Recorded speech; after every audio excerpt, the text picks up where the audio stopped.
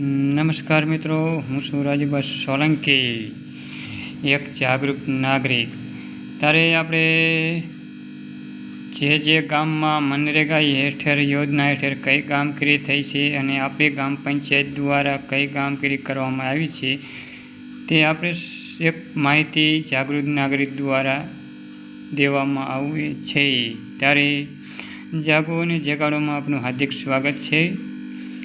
ત્યારે કોઈ પણ માહિતી હોય ત્યારે આપણે ગૂગલ સર્ચ કરી અને જાણી શકીએ છીએ.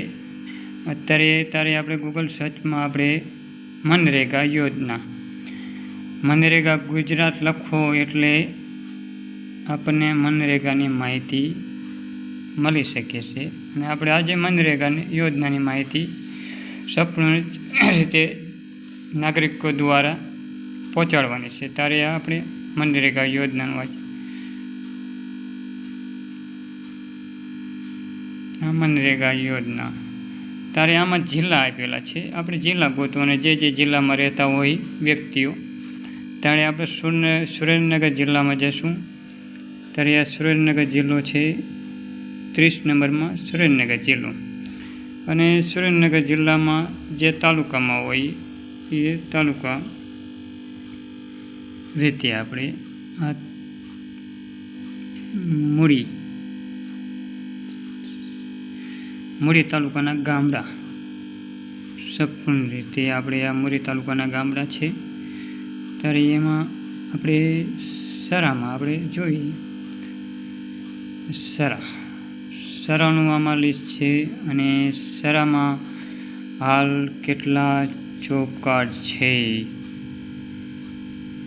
સરામાં કેટલા જોબ કાર્ડ છે આ વિગતવાર રાખી છે.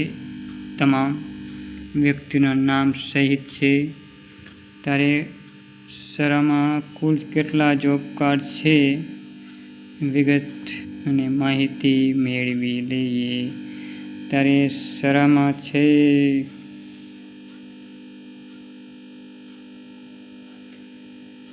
757 જોબ કાર્ડ કુલ છે સરાની અંદર જોબ કાર્ડ. હવે સરાની અંદર કયા લોકોને આ વર્ષમાં કામગીરી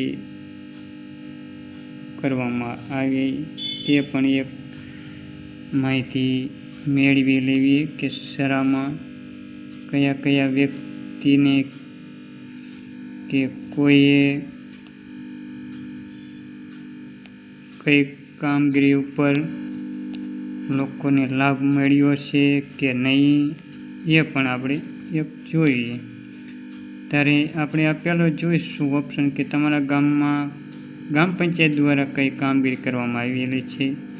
ત્યારે એ પણ આપણને દેખાડશે કે કામગીરી સરામાં કરવામાં આવી છે.